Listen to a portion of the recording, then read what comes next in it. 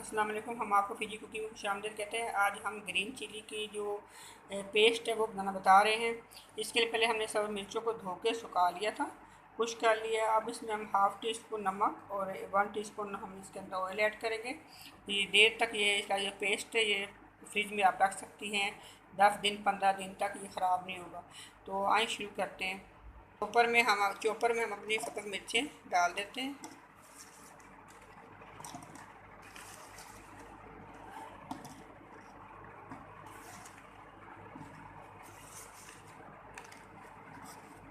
बना के आप रख सकती हैं।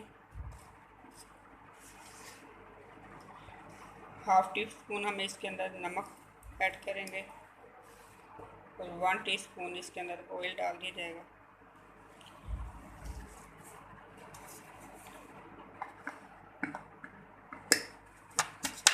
बिल्कुल ब्लेंड कर लेते हैं।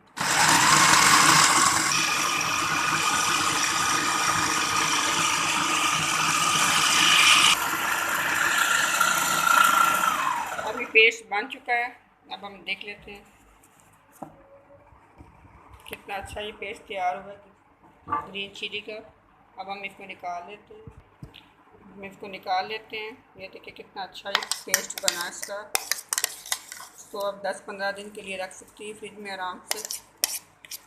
ज़रूर ट्राई करें हमारी इस रेसिपी को और बताइएगा कि आपका ये ग्रीन चिली पेस्ट कैसा बना है।